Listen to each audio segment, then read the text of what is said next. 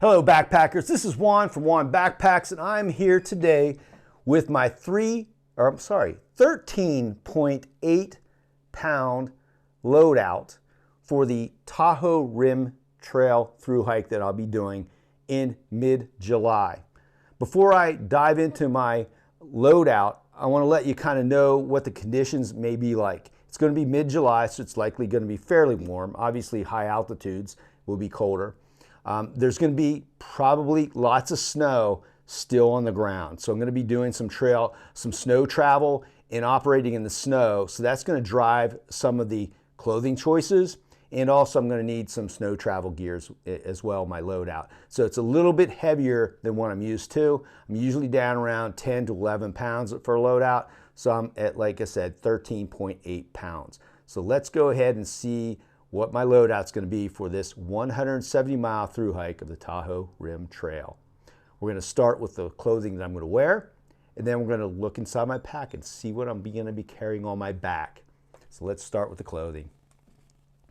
We'll start with my feet first. Let's do that first. The shoes, Ultra Lone Peak 7s. I love the Ultra Lone Peaks. Zero drop is not for everybody, but it's definitely for me.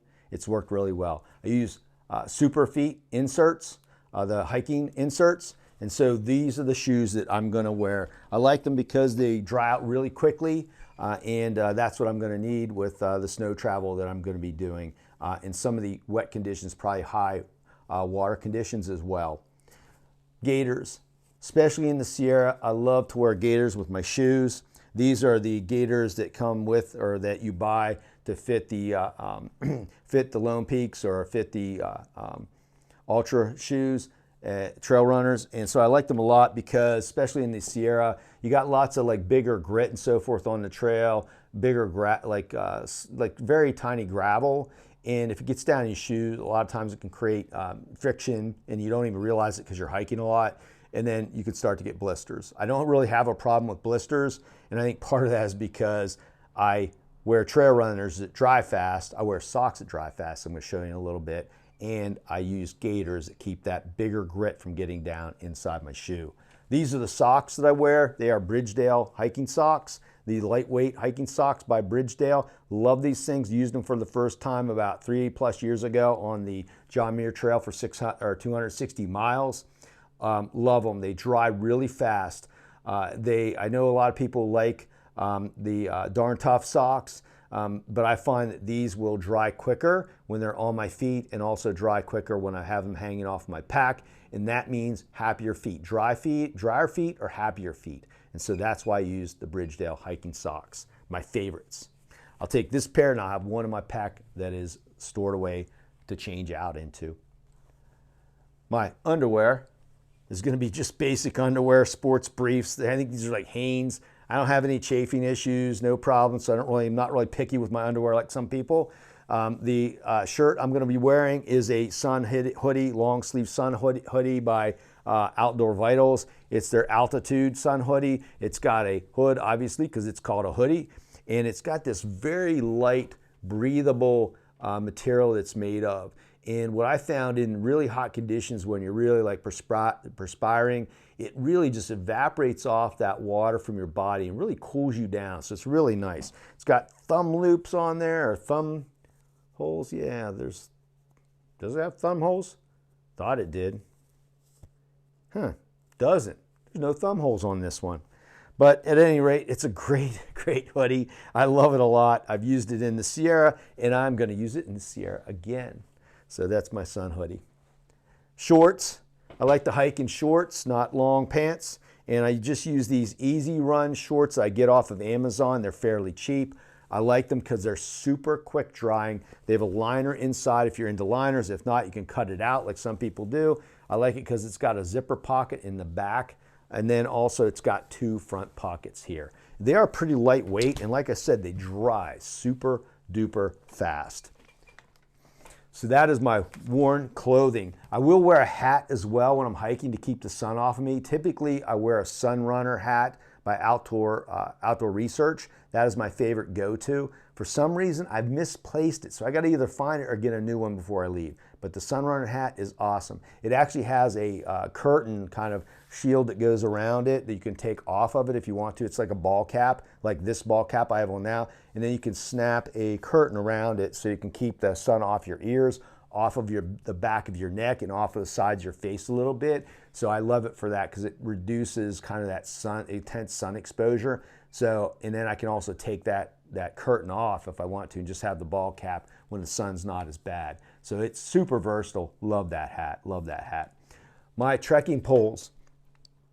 I had some aluminum trekking poles by Black Diamond. Love those things. But I'll tell you what, I've been using the Gossamer Gear LT5s. They're carbon trekking poles, telescoping, twist lock. They've got these foam kind of fake cork handles. Super light, just over 5 ounces a piece. I've been using them for trail running and some hiking. I've probably used them approaching about 300 miles now, and I love them. I love them. I know some folks complain a little bit about carbon trekking poles. I understand that because they are more brittle than aluminum trekking poles. And so maybe if you hit them off rocks and bruise and that's something as an angler that I know about. Carbon, if you hit it off rocks, right, like from fly rod fishing, if you hit something off a hard surface that's carbon, like a carbon blank of some type, it can bruise it and crack some fibers there that you don't even notice, and then eventually it weakens and will break at that point. So I'm just super careful not to be banging it, hard off rocks and so forth, and I haven't had any trouble with these even coming close to breaking, even after taking a couple falls with them. Well, maybe 4 or 5 falls over the last almost 300 miles. So I love these, and I'm going to be using them on the Tahoe Rim Trail. Now it's time for the stuff that's in my pack. So we're going to start with the pack and dig into the good stuff. Let's take a look. Again, this is 13.8 pounds, and my lighter pack link is below in the show notes of the video. And so let's go ahead and look at the pack first. This is the Gossamer Gear G420, my favorite ultra light pack. I think it's coming in at about 22 ounces or so. Again, lighter pack link. So it is extremely light, but I just like the design of the pack. It's got super comfortable straps. It's got a hip belt with pockets. It's got a pad in here, a foam pad that you can take out and use it as a sit pad. It's got a really big, ample front pocket. And then one of my favorite things about this pack is the shelter pocket, the high shelter pocket on one of the sides, and then on the other side you've got your pocket for water bottles. And typically I'm going to have 2 smart water bottles, one like this with a cap on, and then one with a sports cap on that I'm using to drink out of, and this is more for storage. So right off the bat I've got 2 liters of storage. So this Gossamer Gear G420, love it. There's actually a BV500 in there with all the gear that I'm going to be hiking with on the Tahoe Rim Trail. I'm not going to use a BV500 on my trip. I'm going to downsize to a BV450, which is about, a third less in terms of the height here. So that will help my pack volume as well go down when I switch out to that, because I'm only doing about 5 days between resupplies, and I'm doing the hike in 10 total days. So I only have to carry 5 days of food at the most, and that's why I'm downsizing my BV500 to a BV450. So let's go ahead and start looking at the pack and see what's on here. I'm going to start with the straps. I've got again, all the weights of these things is in my lighter pack. I've got a thermometer here, digital thermometer that tracks high and low temps during the day. I've got my Garmin InReach Mini. I use it for communication, can text out with it. I use it for SOS button. I also use it for navigation. So it does a lot of things for me. Love this thing. I think I've used it for 4 or 5 years maybe, and it's never failed me. It's super reliable. So that's my straps. In the pockets, typically, there's nothing in here now. Typically, I put my phone in one of the zip pockets on here, and then typically I put my headlamp in one of the pockets in case I got to get to my headlamp later in the day, and also the bug net in case I got to throw my bug net on. But that's pretty much what I keep in my hip pockets. I don't really get into putting a bunch of stuff in there. On one of the side pockets, which I call the water carrying side pocket, I'll have 2 1 liter smart water bottles here. Again, I explained that. And then also on the Tahoe Rim Trail, because there's a section that doesn't have much water usually, I'm going to take a 2 liter Hydro Pack bag connected to my Be-Free water filter, and I'll probably put this in the front pocket. It's just in here now because I got room for it because my other bottle's not here. So really, I have a total of 4 liter possibility on the Tahoe Rim Trail right now. One of the sections is really known for having no water on it, but with the high snow year in the Sierra this year, I feel like it's going to have a lot more water than usual, even in mid-July. And so I'm banking on 4 liters of storage being enough. But if I'm getting closer to my trip, I can add another 3 liter bag in here and then just carry more water if I have to. So I'm fully prepared for the water carries, whatever the situation presents itself. That's my side pocket. On the other side, I've got my shelter. My shelter for this trip is going to be the Dan Durston X-Mid Pro 1P. So it's a 1 person. It's super roomy. It's super duper light. I think all in, again, my lighter pack, it's just over 18 ounces. Everything, stakes that I need to set it up, everything. So that is pretty incredible. So I'm really looking forward to using this shelter on the trail. On the side here is one of the pieces of my snow travel gear, one of them, and that is my ice axe. I'm using the Camp Corsa Alpine ice axe. And you can see here the beauty of the Gossamer Gear G420 is that it has a opportunity to put a bungee connector here, and then it also does have an ice axe loop. And so I'm going to go ahead and pull this ice axe off of here. You can see the ice axe, it's for self-arrest in the snow and just another point of contact traveling through the snow, which I believe I'm going to need this year. I put a leash on here so that I can leash it when I'm using it. In case I do slip, this will stay connected to me and I'll be able to get it and self-arrest with it. And so the ice axe is, I think, an essential piece of gear for the Sierra this year, even in mid-July. If I was betting on it, I would say there's going to be at least some snow out there. I was in the Sierra backpacking in 2019, and there was lots of snow out there in 2019 in July. So that's my ice axe. I'm going to go to the front pocket now on the Gossamer Gear G420. There's one item in here in the front pocket that I'm not going to have in the front pocket, but that's when I'm backpacking, and that's my cook kit. But we're going to go ahead and dive into what it's all about anyway. So the cook kit will be in my bear vault. That's typically where I carry it along with my food. You can see the weights of my cook system in my lighter pack that's linked below. I have some components here. They are the koozie on the outside. I like to rehydrate my food inside my pot. This is a 750 milliliter Toaks titanium pot. I will actually repackage all my dehydrated food into 1 quart freezer bags. When I boil off the water, I typically will dump the water from the pot into the bag and then put the bag back inside the pot to rehydrate. This is so I don't dirty the pot and have to deal with scraping food or scrubbing food off the inside of the pot. I'll then put the pot inside this koozie, put the lid on top, and just let it sit. And then that way I can eat my meal, and if after I want to make some coffee, my pot is perfectly clean, I can go ahead and boil some water for some coffee, and I'm good to go.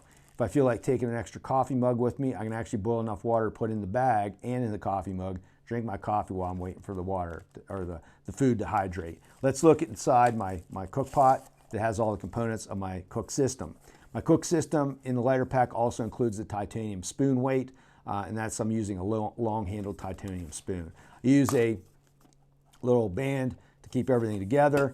Inside here, it's a pretty simple, straightforward kit. I got the MSR Pocket Rocket 2, which is collapsible. I've got a small, tiny Bic lighter.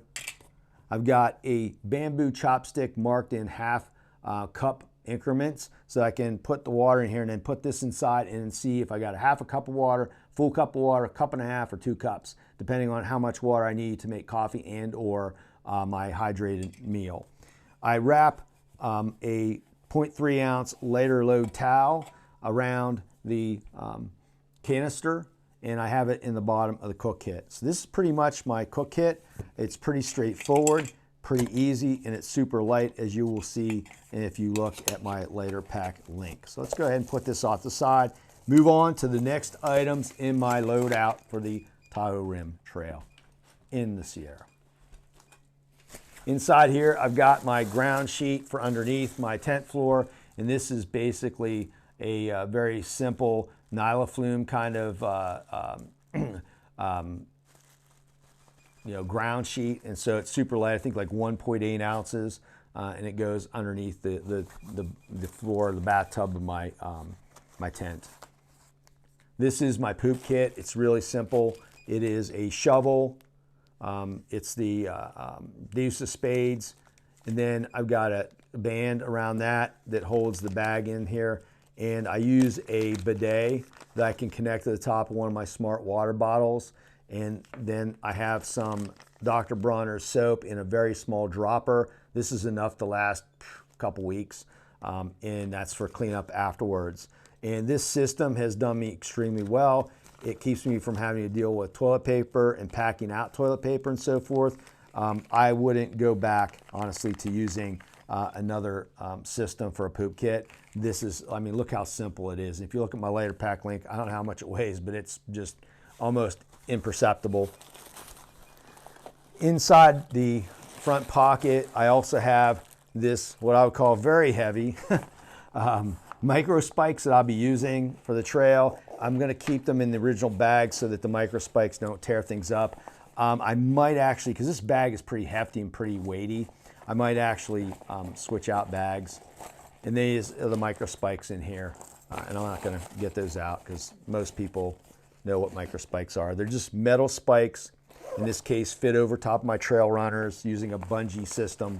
And they keep me from sliding off of a mountain, basically. And I'll use those for some snow travel in steeper areas. On the outside, I also keep this dry bag. This dry bag is from Hilltop Packs, and it has a number of very important smaller items that I use when I'm on trail. Let's take a look inside. So first off is the bug net is in here, and I will put that in one of my pockets. I also have for in town, this is a wall plug so I can charge my battery, my Nikkor MB10000 battery if I have to. I'm not in the Tahoe Rim Trail, honestly, I'm not going to take any days off trail. I'm just going to take 5 days. I've got it set up so I can get off trail on the 5th day, grab some food, and get back on trail again. So I'm not going to have any real town days. But I did take this because as I'm traveling in, I'm going to need this to charge up my stuff and make sure everything's good to go. Inside here, I've got my first aid kit. I'm not going to go into detail. It's like just over 2 ounces. Got some basic first aid stuff in here that's important to me, and so that's my first aid kit. The battery that I use is the NB10000 carbon shell battery. This whole pack here weighs 6.5 ounces. That includes the cords and all the adapters I need. This kit, the way it is at 6.5 ounces, has 10,000 milliamps, 10,000 milliamps. It will charge, and from this kit, I can charge my InReach Mini. I can charge my Garmin phone, my Garmin Fenix watch. I can charge my phone, and then I can also charge my headlamp as well. And so that's my battery pack, and I will be taking that on trail. The headlamp that I use is the Nikkor, I think it's the Nikkor N25 or NU25, something like that. It's an older Nikkor. They've got a new version of this. I like this one because it's super light. I've used this for night hiking in the Sierra. I think I've had this thing for 5 years. It's still going strong. I love it. It's never let me down, and so I'm just going to keep on sticking with the stuff that's working for me. You can see I have this ultralight cord on there too. Honestly, there's not much difference in weight between having the original band and the cord here. What I like about it though is it reduces the form factor, so it's easier to stuff into my bag with other things. So it's really, for me, just a form factor thing. It's not necessarily like I'm saving like 0.3 ounces or something like that. Inside this bag are kind of my personal items. Chapstick that is has some sun protection to it. A sawed-off toothbrush, bamboo toothbrush. I didn't saw it for weight because these bamboo toothbrushes are already super light. I did it so it fits, right? So it's like less room. And then I've got some toothpaste here. I'll probably switch out the toothpaste tabs, but that's all pretty light. Again, all this individual stuff is in my lighter pack load. I've got this Go Stick butter. It's like for chafing, and it's just a very small stick. I never get chafing at all, never. But, you know, for this small piece here, maybe somebody else will, and I can just give it to them. I don't know, but I've never had to use it. So I've also got some stick SPF 50 sunscreen. Great putting it on your ears, put it here, rub it around, put it on the back of your hands, whatever you need. I just find that that's going to be way more convenient than squeezing out tubes and stuff like that. And then I've got some bug spray repackaged in this spray bottle here. Again, all these weights are in my lighter pack. And then I've got some repackaged hand sanitizer in a dropper bottle. So that's kind of my personal items. And then I've got another 0.3 ounce lighter load towel in here just in case I have to wipe down like my tent or something like that. So this gear is really super light, super easy, and it fits into one tiny dry bag and gets the job done for me. That's it on the outside of the pack. Now we got to dive in the inside of the pack. All right. I'm going to go ahead and set this on the floor now because this is going to get serious. It's going to get serious. So let's take a look. I like this pack, the G420, because it is a roll top pack. Love roll top packs, especially the way this thing, it has clips on the side, so you can roll it down and then drop the two connectors off the side of the pack, and it really tightens up the load nicely. On the top, I always keep my rain jacket. This is the Tusha rain jacket by Outdoor Vitals. I think it's somewhere around 7 ounces, and I think I have a medium in this thing. I've used it in Pennsylvania backpacking in torrential downpours because it rains like crazy in this place, and it's never wetted out on me. It has pit zips on it, so even when you're hiking, you can open up the pit zips, even when it's raining, and get rid of that extra, dump that extra heat. And so it's really nice for regulating your body temperature and not sweating out your rain jacket as easily as you would if you didn't have pit zips. Love the pit zips. If you don't have a rain jacket with pit zips, go get you one. Go get you one. This is the BV500. Again, I will not be using a Bear Vault this big. The one I have coming will be about that big, almost half the size. And then that's where my cook kit will go. This is required in the Sierra in most areas. I don't think it's required on the Tahoe Rim Trail, just highly recommended.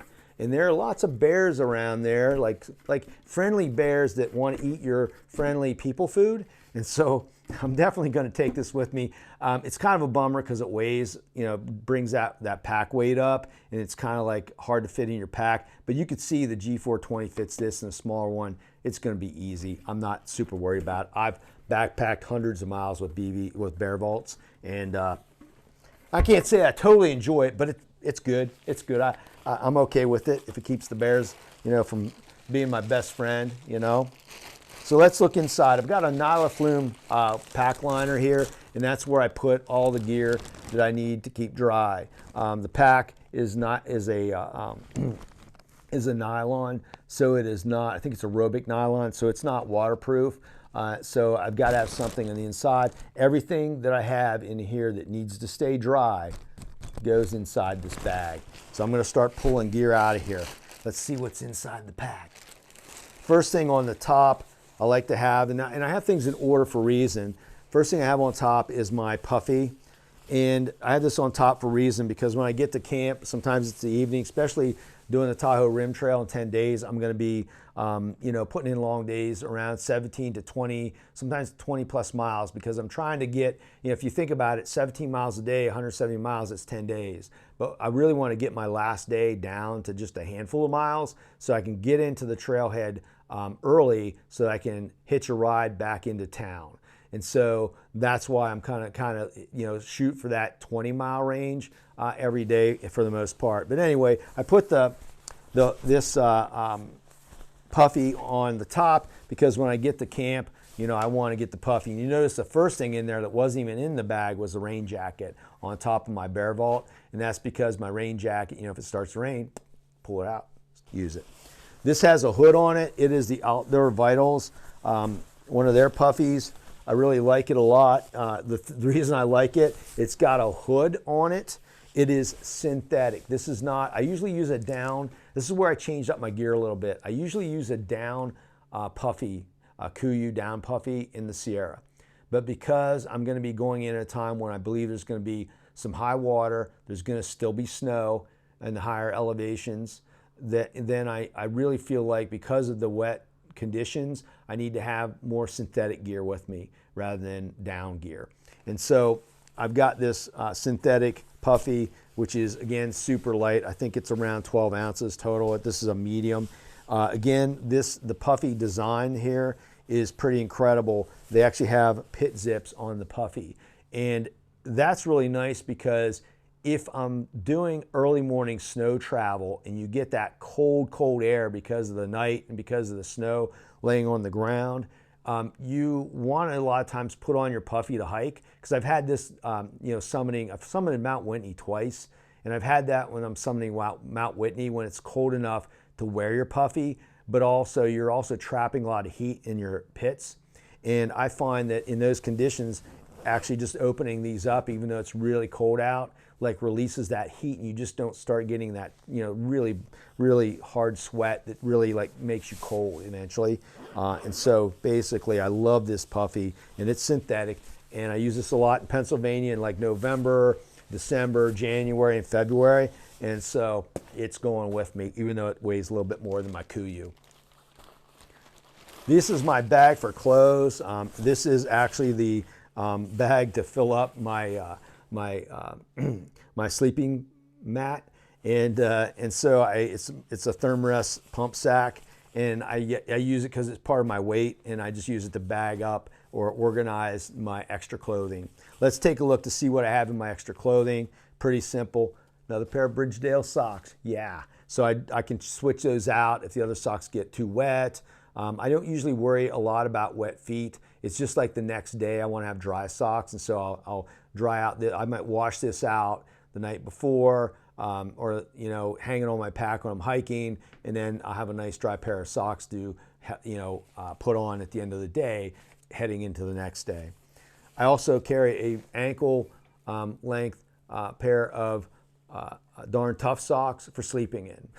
I like the Darn Tough socks, not for backpacking in, but I'll sleep in them. And again, because of the snow conditions, a lot of times I don't even use socks when I'm sleeping, you know, in my tent at night. But because of the snow conditions, I feel like it's going to be a little bit cooler. Because of that, I'm going to take some sleep socks with me. This is my Kuiu down, or my Kuiu, not down. This is my Kuiu fleece hoodie. This is a great mid-layer warmth layer. It's great for in the morning when you got some chill, but it's not cold enough to wear your puffy. I don't like to wear my puffy, to be honest with you, when I'm starting hiking. I usually start in this. It's great. It's surprisingly warm. It's around 5 ounces. It's the Peloton 97 by Kuiu, and it is super warm for the weight. I've used this many, many, many times in the Sierra. It's long sleeve. It does have loops for your thumb, and it's a quarter zip in the front and a nice hood. I've used this many, many times in the Sierra. It is my go-to in the Sierra, and I am going to go-to to take it with me. Sleep clothes. Because it's probably going to be cold at night with all the snow around in the higher elevations, I am going to take some wool core sleep clothes. These are made by Kokatat. That's actually a kayaking company. I use these under my dry suit in the wintertime, and they're made of merino wool, and I absolutely love these things. Absolutely. There is the long sleeve top and then the long sleeve bottoms. The great thing about this is they make great base layers if it gets too cold, and I am hiking in shorts, so I can literally just take these long pants if I'm getting too cold and use them underneath my shorts to give a little bit of extra warmth, and I'm good to go. So these are really going to serve two purposes. You know, maybe it's going to be a base layer if it gets too cold, but it's primarily my sleep clothes. I've never had to really use them as a base layer in the past in the Sierra, but And there's always a first time for everything. Also in here, I've got an extra pair of underwear. And then I also have a nice merino hat by Kuyu, super light. I don't even think this thing weighs an ounce. It's super breathable. When you start to sweat, the sweat just comes to the outside of the shell and then just evaporates off. It's so cool. And I love this hat. So that is all my extra clothing. The one thing I don't have here are my camp shoes. And I have some DIY camp shoes that I got from Zero Shoes. They're just super light sandals. I think the combination of both of the shoes together is like 6 ounces, and it's in my lighter pack load. And they're just basically not homemade, DIY kit from Zero Shoes. If you don't have them and you want something like pretty durable that you can really walk around camping and so forth, like check those out. They're one of my favorite camp shoes, to be honest with you. I don't think I'd hike in them, but definitely they're good for walking around and messing around, maybe doing some fishing and stuff like that along the bank of the creek or, you know, along the bank of the lake.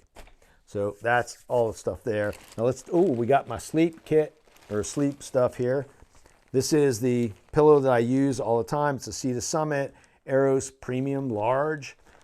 It's a little hefty. I think 3.5 ounces. Love it. Very warm. It's got a nice fuzzy outer on it, so it feels nice at night. Helps me sleep. This is my sleeping pad. It's the Thermarest X-Lite Women's sleeping pad. I like the women's because it's higher R value. Might be pitching on the snow. And so this is a 5.6, I think, or 5.4 R value. That's pretty good. And it's probably comfortable for folks up to about 5'6", and that's about my height. So it's perfect for me. This has been perfect. It's 20 inches wide. So for some people, it's a little narrow. That doesn't bother me. It simply doesn't bother me. So I love this pad. It's good for me. The sleeping bag I'm going to be using is not a sleeping bag. It's actually a quilt. This is a Hammock Gear Economy Burrow. It's a 20 degree. I think that's going to be sufficient out there. I do have merino wool sleeping clothes. I'm not going to pull this out, but you can see that I'm ready to go with the 20 degree quilt. And that, again, has been sufficient for me. And I think it will, you know, work in mid-July on the Tahoe Rim Trail. That is all my gear that I'm going to be taking with me on my through hike of the Tahoe Rim Trail mid-July. If you have any ideas about how I might adjust the gear, better gear that might suit me, something that I've forgotten that I might need out there in the Tahoe Rim Trail in mid-July when there are snow conditions, let me know. Until next time, backpackers, get out there, do some backpacking, do some hiking. Stop watching YouTube videos, unless they're mine. Then watch them all from start to finish. Later, backpackers.